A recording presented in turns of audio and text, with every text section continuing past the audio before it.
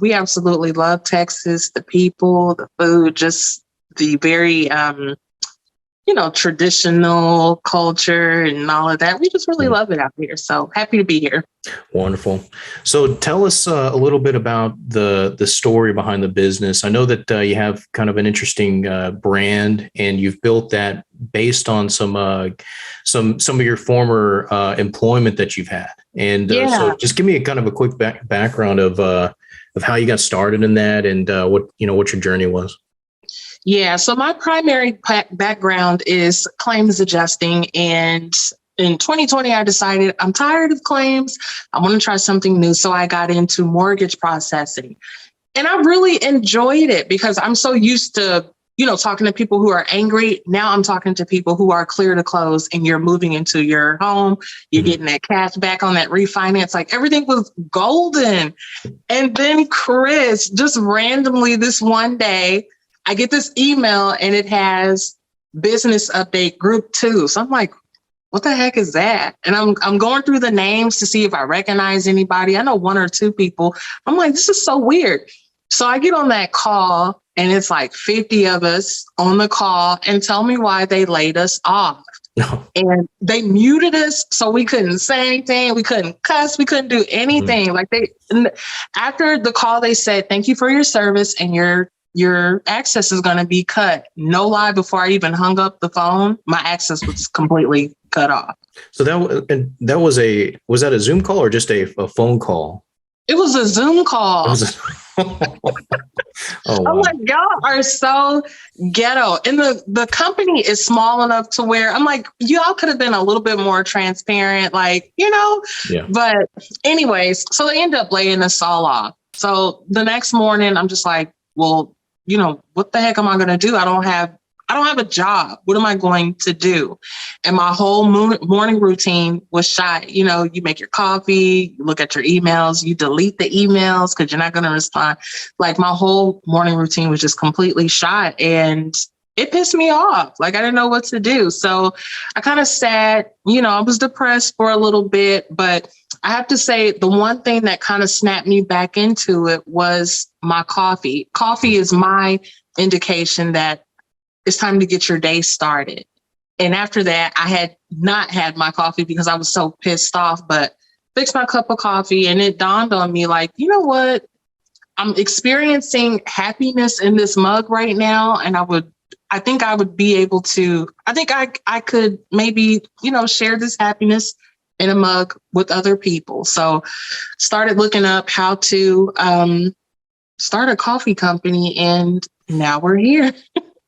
So let me ask, so you go through that process with your former employer, and then you make the decision that, this is what you want to do. This is your passion.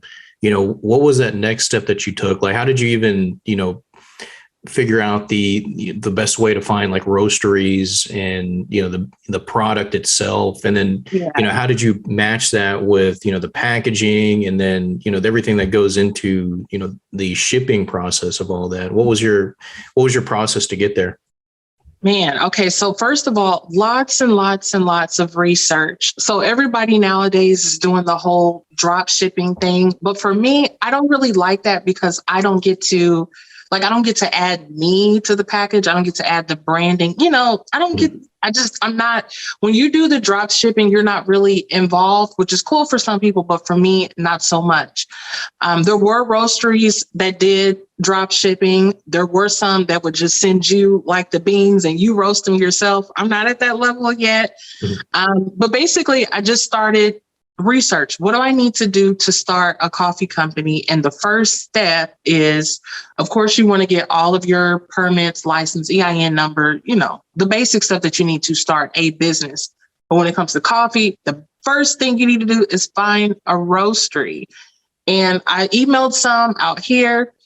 I emailed some in a couple of other states.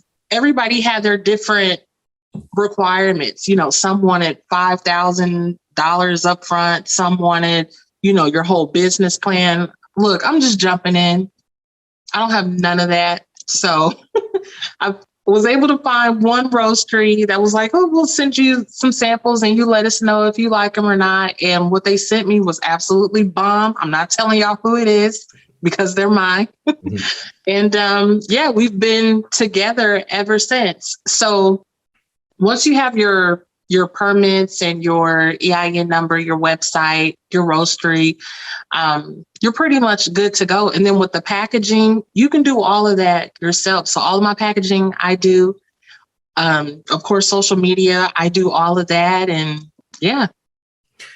So tell us a little bit about the brand and the different lineups that you have, because that was the one thing that I really loved. And I didn't know that until I went and kind of read through your story, and then I didn't piece it together until, that story and what those different packaging brands were. Tell us a little bit about the branding, the different coffee flavors that you have, and how you're rolling that out to the public.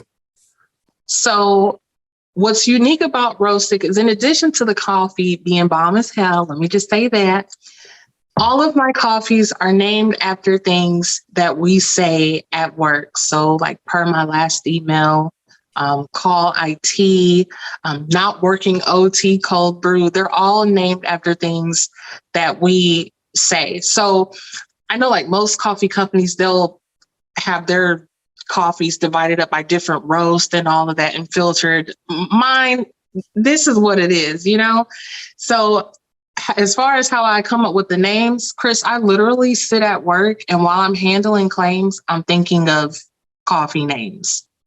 So that's awesome. Yeah. So when I release a new coffee, there's a new name that I've came up with, and that's pretty much it. I try not to make it so complicated, because one of the things that I did notice is that coffee is extremely complicated nowadays. And for me, because I have a tendency to overthink things, the simpler, the better.